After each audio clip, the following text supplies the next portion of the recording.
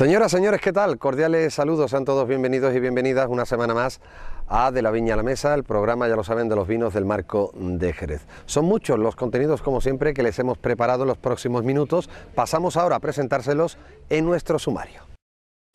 Es distinta a todas pese a realizar la misma función que sus semejantes. Es muy cercana en el tiempo y, por tanto, moderna. Atrás deja los techos a dos aguas y las vigas de madera para dejar paso al hormigón y a columnas únicas en su especie. Hoy en la andana, una bodega grande, la de Williams. En la sección Desde la Viña seremos testigos de cómo puede quitarse una bota para ser arreglada sin necesidad de tocar las otras que rodean a la primera. En Sabor Jerez, tiempo para catar y disfrutar del amontillado. En La Maquinilla les hablaremos de cómo era el Jerez antes de un siglo crucial para el hoy del sherry, como es el siglo XVIII.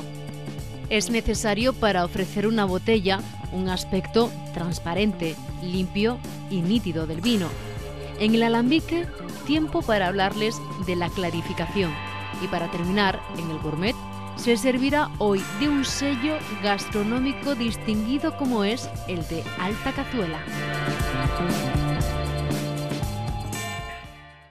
Pues llega la andana, como siempre, intentamos pasearnos por algunos de los rincones bodegueros que nos brinda el Marco de Jerez, pero también, ¿por qué no?, por casas de viña o incluso algún rinconcito que tenga que ver, por ejemplo, con la colección de etiquetas, etcétera, etcétera. En este caso, volvemos a marcharnos hasta una bodega muy especial, es un auténtico mecano acoplado pieza a pieza. Nos referimos a la bodega de William Humber.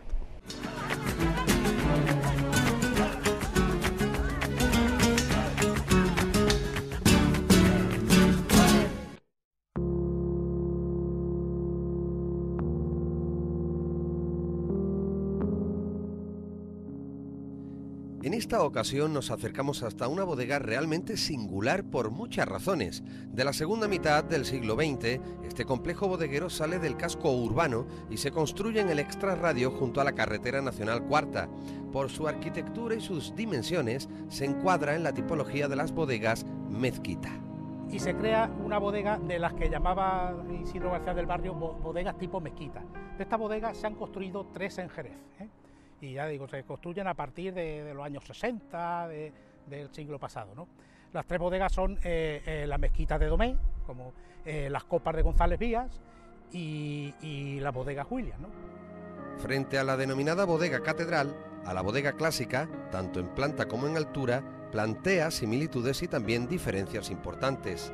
Es más o menos como la bodega tipo catedral del siglo XIX, son rectángulos. Aquí lo que pasa es que los adosas, en vez de hacer 8 bodegas que son estas, independientes, las ponen adosadas y un poco desplazadas para que el efecto pared, el venteo tenga las mismas características similares a aquellas, ¿no? Entonces, ¿la altura cómo la consiguen? Pues la altura no es como aquellas que eran un triángulo con la parte central mucho más alta y los laterales más bajos. Aquí hacen unas cubiertas planas, las 3 bodegas sí son cubiertas planas, ¿no? Entonces, claro, la altura media es muy similar a aquella. Allí tenía más altura arriba y menos los lados, aquí es altura media. El estudio de arquitectura Kinder se encargó de proyectar esta bodega de 45.000 metros cuadrados que agrupa 8 bodegas y que llegó a albergar 65.000 botas, unos 33 millones de litros de vino. En dicho estudio ya trabajaban por entonces nombres importantes en la materia.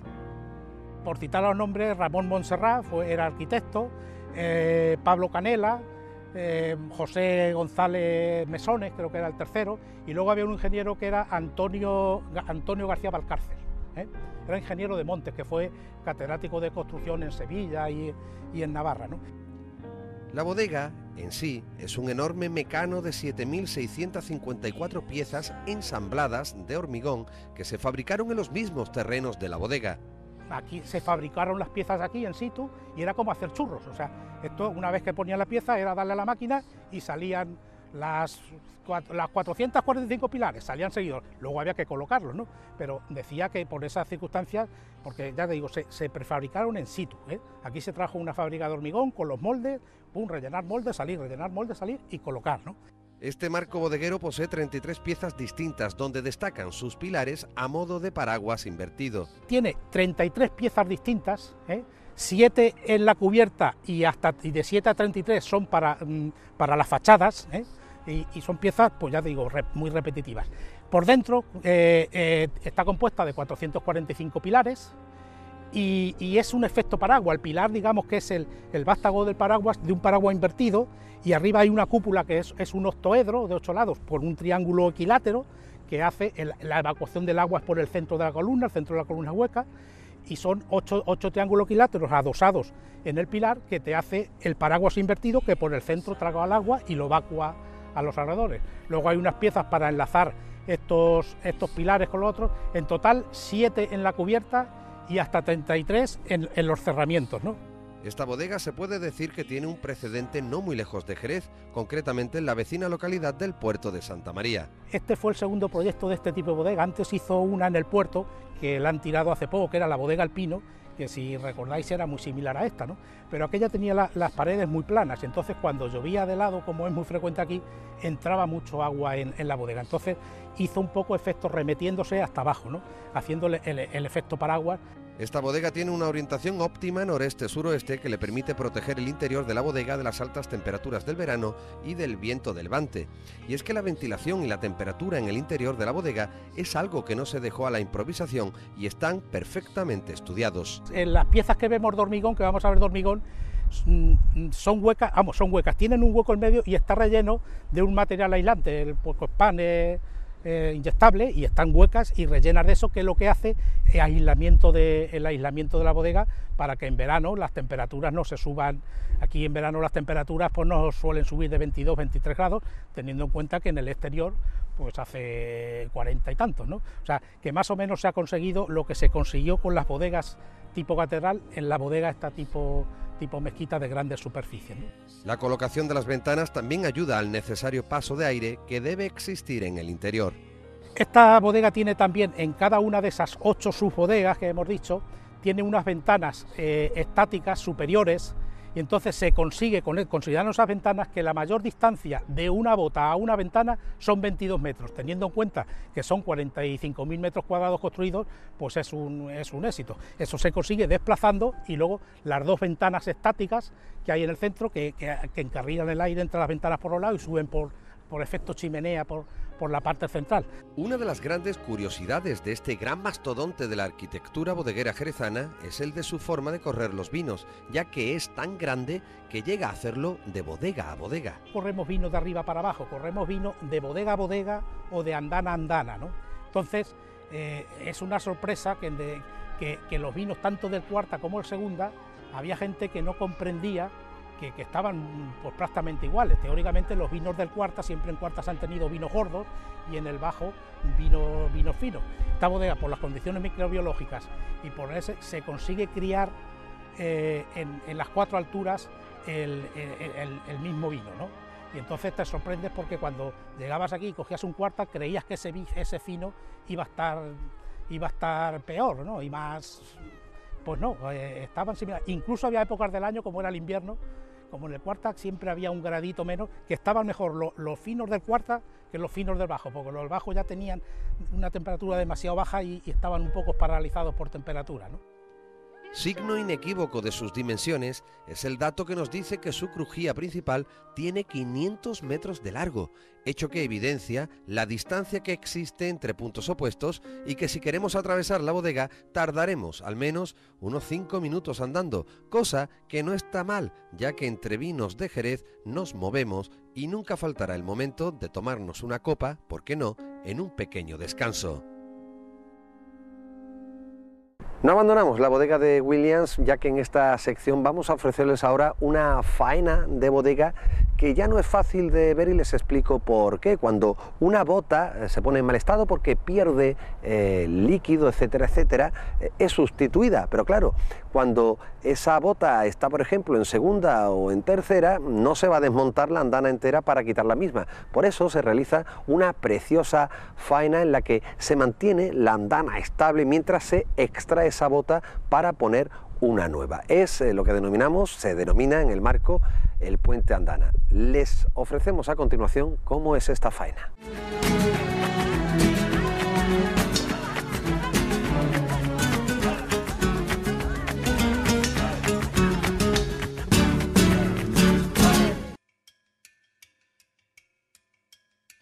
En Jerez, desde tiempo antiguo, el vino se cría y almacena en botas de madera. Las más usuales en el marco son las denominadas botas gordas, que tienen una capacidad de 600 litros o, según medida más usada en bodega, 36 arrobas. Con el tiempo estas botas se fueron agrupando en altura para ir aprovechando el espacio de la bodega, lo que dio origen al término andana, con el que se define el conjunto de botas colocadas en hileras de una sola unidad, contiguas sucesivamente y superpuestas a tres bolillo, con el eje mayor horizontal.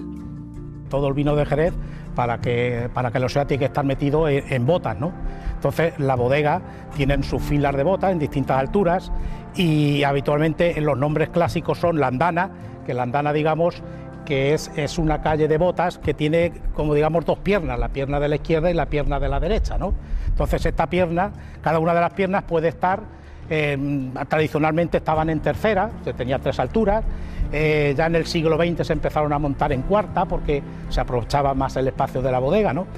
Las botas, en contra de lo que se pueda creer, son mejores cuanto más antiguas, ya que su envinado de años le confiere un valor añadido. El vino de Jerez se cría en botas que no tienen por qué ser nuevas. O sea, un vino de Jerez se precia más cuando la bota está muy bien envinada, es una bota antigua. O sea, que la bota de Jerez, mientras la bota hace el efecto de vasija, que no se salga, es mejor bota cuanto más tiempo tiene, ¿eh? No ocurre como en otras denominaciones de origen, que la renuevan cada 5 o cada 6 años. Esas botas, dispuestas en hileras, pueden sufrir ciertas averías con el paso de los años, como por ejemplo que se afloje y empieza a perder líquido, es decir, vino, por sus juntas.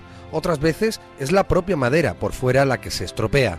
Está compuesta de duelas. Entonces, en los juntos de las duelas es simplemente por presión de las duelas o de los fondos. Entonces, por determinadas circunstancias, a lo mejor porque ha sacado vino, se ha quedado un poco, se afloja un poco la bota y entonces cuando vas a llenar, pues a lo mejor se reseca un poco y ese junto, porque la humedad del vino es la que hace que hinche la bota y que cierre, ¿no? La bota, si estuviera vacía, pues sería como una canasta prácticamente, ¿no? Entonces, y algunas veces ocurre porque ese asiento pues se ha ido un poco y entonces pues se sale por ahí el vino. Entonces, ¿qué es lo que hay que hacer? Pues hay que sacar ese vino de esa bota. Ante esto solo se pueden realizar dos operaciones para extraer la bota en mal estado, y una de ellas no es además muy recomendable. O echar la andana entera abajo, la V desde la bota averiada y todo lo que hay arriba, con lo cual le pegamos un palo, un maltrato, no solo a la bota afectada porque se ha roto la vasija o porque tiene una avería, sino a todas las que hay arriba, ¿no?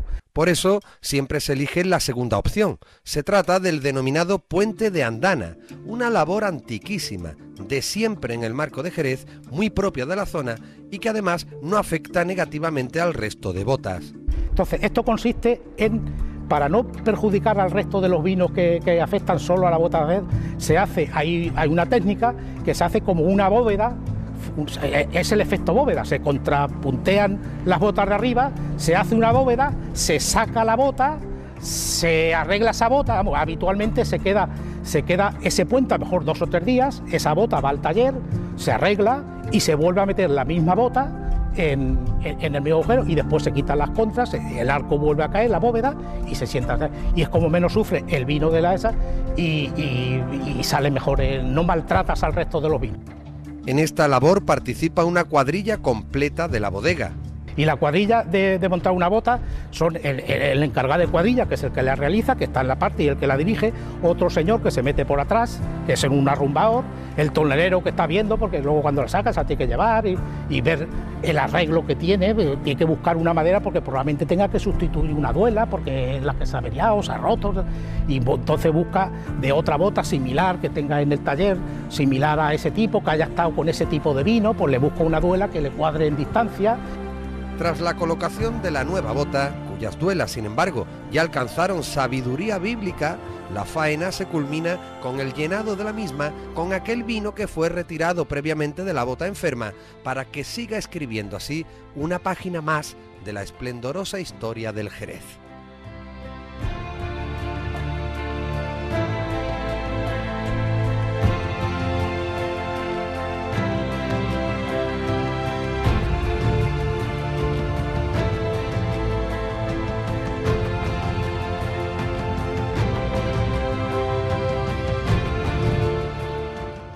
Pues en Sabor Jerez vamos a quedarnos con un vino muy especial, quizás uno de los vinos más singulares, como decimos, más especiales del marco. Pasó por una crianza biológica durante un tiempo bajo velo de flor y después ha recibido una crianza oxidativa. Nos estamos refiriendo al vino amontillado. Sobre cómo huele, cómo sabe, cómo es este vino, lo vemos en el próximo reportaje porque nos vamos de cata de amontillado.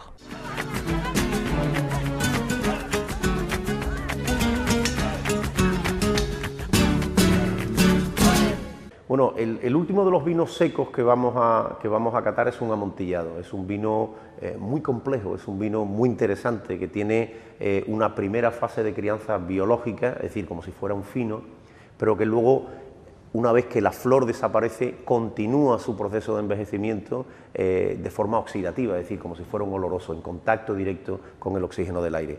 De ahí que finalmente terminemos con un vino de un color ambarino. Quizás los amontillados es donde nos encontramos una mayor diversidad de colores, los hay desde un dorado muy intenso hasta un casi caoba, pero este sería un buen ejemplo de un amontillado bastante equilibrado, en el que la fase de crianza biológica y oxidativa pues son bastante similares.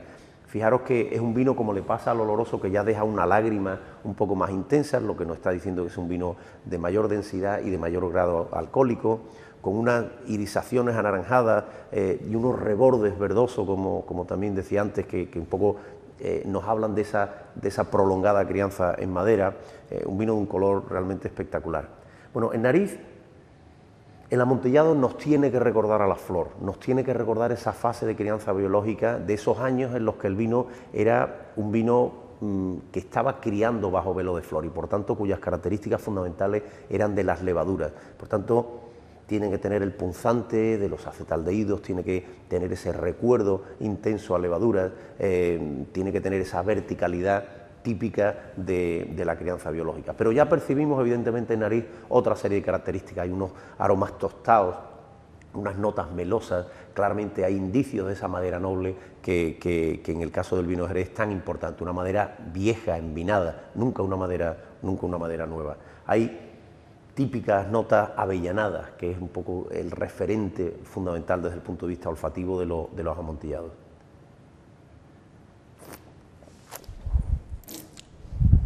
Y en boca los amontillados son muy intensos y muy secos.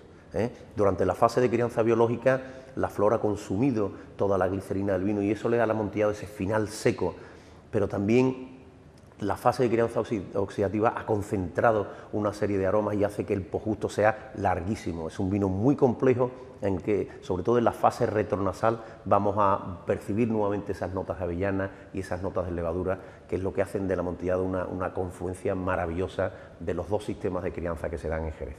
Buena parte de lo que ustedes puedan conocer del vino de Jerez en la actualidad, sus bodegas, cómo son, sus vinos, su manera de hacer y de producir, se construye en cierto modo, empieza a construirse este sherry actual de hoy en día a partir del siglo XVIII, pero la imagen del Jerez antes de ese siglo fue bien distinta. Por eso les invitamos ahora en que los próximos minutos conozcan precisamente cómo era el Jerez antes del gran cambio que se produce en el siglo XVIII.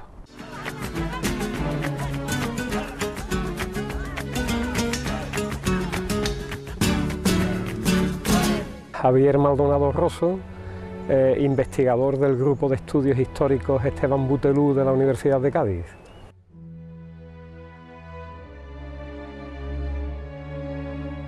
Con Javier Maldonado vamos a abordar unos años claves para entender cómo se configura hoy la industria del vino de Jerez y su comarca. En la segunda mitad del siglo XVIII se produce un gran cambio en la zona del Jerez. Hasta ese momento esta parte de la Baja Andalucía conocía de una vitivinicultura de corte tradicional, que es la que se había mantenido en el tiempo desde el siglo XIV. Entre las muchas características de aquella forma de hacer estaba la estacionalidad de los vinos. Las características básicas es que lo que se producía eran mostos y vinos en claro de la cosecha. O sea, los vinos envejecidos eran poquísimos y prácticamente no tenían mercado internacional. O sea, para el mercado británico, que ha sido el principal del mercado de los vinos de Jerez durante siglos, pues, se exportaban mostos y vinos en claro de la cosecha. En el mercado británico, pues, estos mostos y vinos ya se combinaban con otros tipos y se ponían a gusto de los consumidores. La comercialización de estos mostos y vinos en claro era estacional, o sea, no era a lo largo de todo el año. No, los mostos se exportaban en octubre, noviembre, porque la vendimia era más tardía de lo que es en la actualidad, ya fue posteriormente, y los vinos en claros de la cosecha pues se exportaban en los meses de marzo y abril. Los vinos en claro eran vinos sacados de lía, no envejecidos. Ha fermentado, pero lo que se ha hecho es que se le ha sacado de lía, es decir, se ha hecho un trasiego, se le saca de lía y el vino queda limpio de las partículas en suspensión que tiene en la bota durante la fermentación tumultuosa y luego un largo proceso de fermentación lenta, pero es un vino joven. Junto a estas peculiaridades habría que sumar una más, y es la de los precios, ya que se establecían unos mínimos por el gremio de cosecheros. En la vitivinicultura anterior a la segunda mitad del 18 no había grandes empresas y los cosecheros vendían directamente a través de los denominados encomenderos, especialmente a los ingleses, con los que existían ya estrechos lazos comerciales desde el siglo XIV. No había grandes empresas, sino que los cosecheros vendían directamente a través de intermediarios, de comerciantes de la zona, se les llamaban encomenderos o comerciantes, vendían a grandes empresas británicas que eran las que se dedicaban luego a la distribución en el Reino Unido de los mostos y vinos, de estos mostos y vinos en claro. Estos encomenderos llegaban incluso, a modo de prestamistas, a dar dinero a los cosecheros por la cosecha siguiente. La viticultura de la zona era en esos momentos agrocomercial, no industrial. Era esa vitivinicultura tradicional, era agrocomercial, es decir, no se cubría en la zona la fase industrial. ¿No? Aquí el cosechero recogía sus uvas, muchos, no todos, pero muchos de ellos tenían lagares en las viñas, ahí se pisaba la uva, se producía el mosto, se dejaba en bodegas en las mismas viñas o en bodegas en el casco, los cascos de las ciudades, de Jerez, el Puerto, Sanlúcar, en fin, de la zona, hasta ese vino se dejaba hasta marzo o abril, que se exportaba, pero no había una crianza de años de estos vinos. En cuanto al consumo local de Jerez, el mejor vino se exportaba y en la ciudad se consumía el denominado pirriaque. Sí, a nivel local había un consumo, pero de vinos de inferior calidad, lo que hemos llamado pirriaque o espirriaque o aguapié, que no es el mosto que se obtiene, no de la primera pisa en el lagar, sino de la segunda y la tercera. En este contexto iba a llegar el siglo de la Ilustración, el 18 y sobre todo la segunda mitad de esa centuria en la que se iba a obrar un cambio excepcional, se iba a empezar a hablar propiamente de la agroindustria vinatera jerezana moderna. El cambio en los gustos ingleses por el vino de Jerez, lo preferían con más cuerpo, más graduación, más hechos, sería una de las causas de esta pequeña gran revolución del Jerez. Se dan condicionantes, por una parte, de cambio de gusto en los mercados consumidores, principalmente en el mercado británico, por vinos ya más hechos, no vinos mostos y vinos en claro, sino vinos más hechos, de color, de mayor graduación alcohólica, ligeramente abocados. Por lo tanto, hace falta criar, envejecer estos vinos. Aun con esto, esta transformación no fue instantánea y en el camino hubo dificultades, como la mostrada por el propio gremio de cosecheros, que no aceptaban aquello del envejecimiento de los vinos, que por el contrario, otros veían con buenos ojos y como una oportunidad única de crecimiento y desarrollo. Un grupo de ellos y de comerciantes ve que hay unas posibilidades de desarrollo enorme, criando los vinos, envejeciendo los vinos en nuestra zona y exportándolos ya al gusto de los consumidores británicos, y que ese valor añadido quede en la zona del Jerez. Bueno, y esto hay incluso un pleito sobre la permanencia o la supresión del gremio de vinatería de Jerez por los obstáculos que sus ordenanzas suponían para el desarrollo de una agroindustria vinatera en la zona. Con el tiempo, más de hecho que de derecho, se desafió al gremio y empezaron a construirse grandes bodegas, se liberalizaron los precios y nació un sistema único de crianza, el sistema de criaderas y soleras. Se liberalizan los precios, ya no hay precios mínimos, el comercio deja de ser estacional, es decir, es comercio de vino a lo largo de todo el año, según lo vayan demandando los consumidores, o sea, hay un cambio total, y es cuando comienza también a desarrollarse el sistema de criaderas y soleras característico para la crianza y envejecimiento de los vinos de nuestra zona. De estos años data la constitución de grandes empresas exportadoras que empiezan a concentrar todo el proceso productivo. Estas empresas exportadoras concentraban todo el proceso productivo, eran propietarias de viñas, propietarias de bodegas y exportadoras de sus vinos y de los vinos que compraban a otros productores, primeramente a almacenistas, que era un tipo de empresa intermedia entre el cosechero y la casa exportadora. Ahora bien, Javier Maldonado tiene claro que el tópico de que este cambio fue protagonizado por comerciantes extranjeros es cierto solo en parte.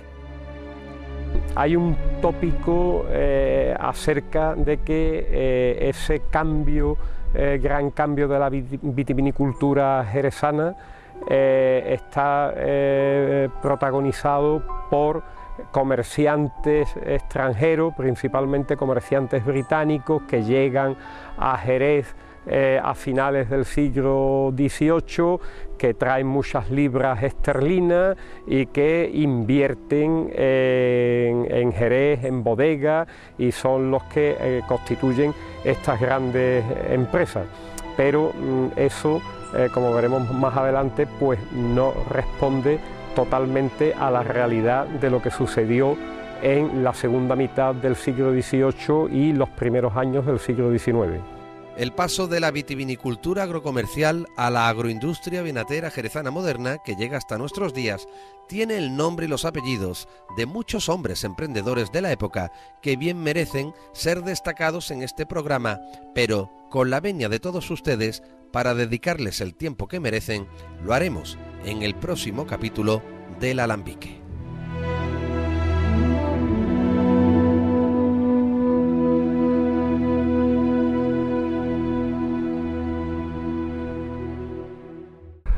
Alambique, ese es el nombre de una sección de este programa, como saben, que queremos identificar con esa parte de ciencia, de tecnología, de avances tecnológicos en definitiva, que tiene el proceso de creación, de elaboración de nuestros vinos. Pues bien, en esta sección de hoy vamos a ofrecerle precisamente uno de esos procesos que se da desde que el vino es sacado de la bota hasta que llega a la botella, para que presente un aspecto especialmente nítido, limpio, de toda impureza. Se lleva a cabo lo que se denomina como clarificación. Vemos en qué consiste.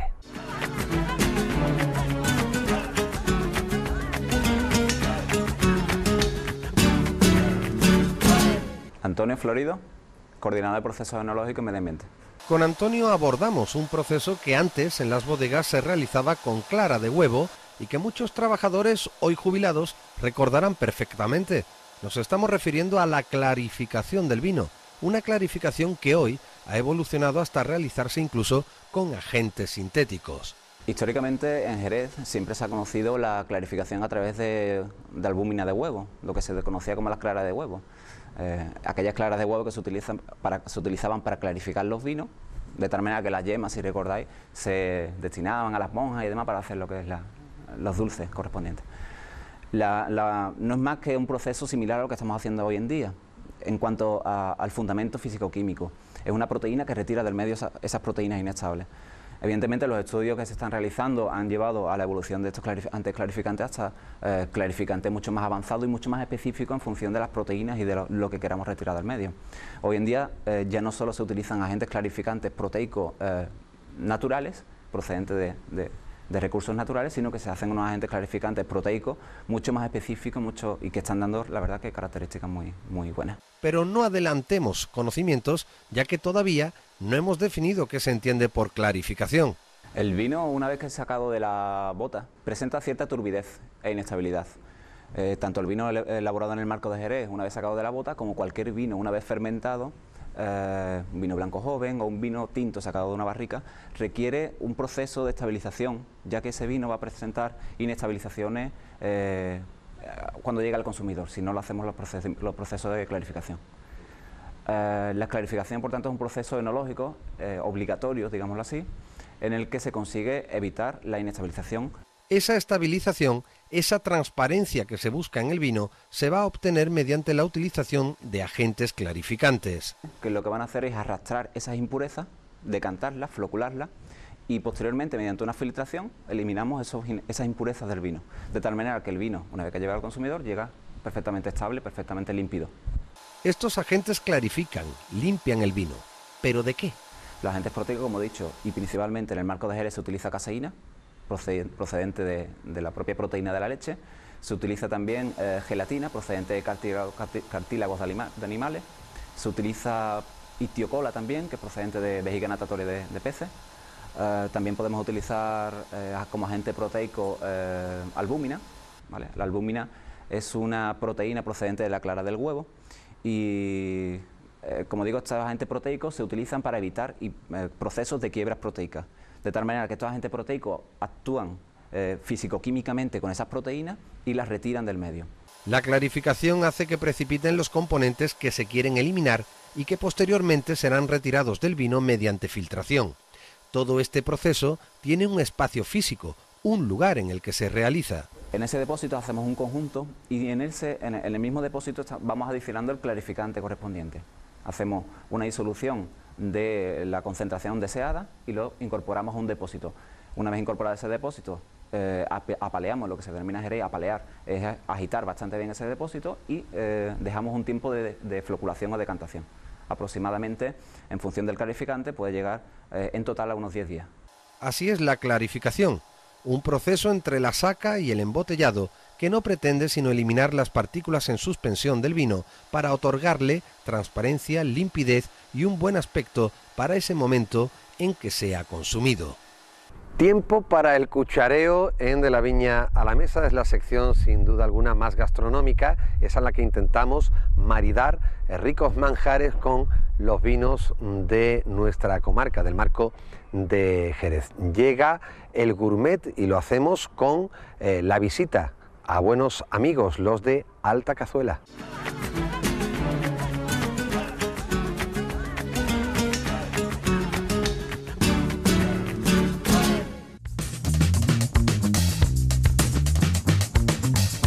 En esta ocasión un ragú de toro. Normalmente lo hacemos con crema de patatas y esta vez lo vamos a hacer con patatitas cocidas cortadas pequeñitas en una copita. Algo que suena tan bien tiene que tener buenos ingredientes. Lleva la carne de toro, que es un ragú, que son los cuartos traseros del toro, pimiento rojo, pimientos choriceros, y luego lleva comino, lleva orégano, lleva un poquito de laurel y lleva vino oloroso también para la cocción. La elaboración sería del siguiente modo. Cocemos la carne por una hora en olla a presión con un poquito de agua y la hojita de laurel. Reservamos y hacemos la salsa aparte, que es con un poquito de aceite, fondeamos un poquito la cebolla, el pimiento con el ajo y condimentamos ya con el comino y el orégano. El emplatado es todo un arte en el mundo de la restauración. En esta ocasión, en una copa de cristal, montamos lo cocinado de la siguiente manera. Ya solo nos resta presentarlo en mesa, por supuesto con un vino oloroso, frío, ideal para este tipo de platos. Y tras el maridaje propuesto por Alta Cazuela, si les parece, les proponemos otro maridaje, pero este de términos del vino de Jerez. Llega de la A a la Z.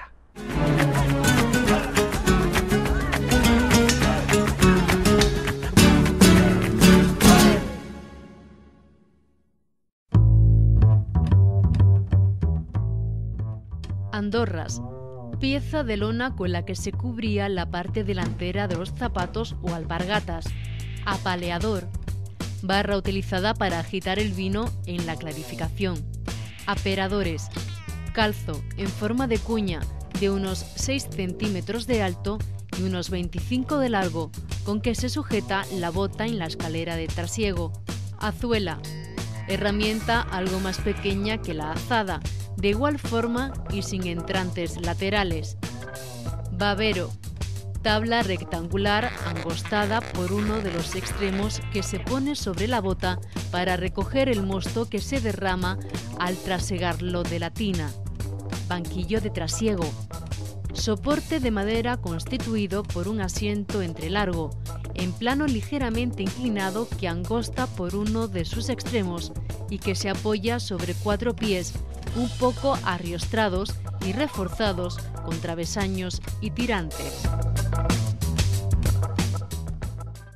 Pues señoras, señores, fue todo por nuestra parte. Hasta aquí llegó nuestro programa de hoy. Les emplazo a dentro de 7 días, cuando nuevamente llegaremos a través de la pequeña pantalla a todos ustedes en este su programa, De la Viña a la Mesa, el programa de los vinos del Marco de Jerez. Cordiales saludos.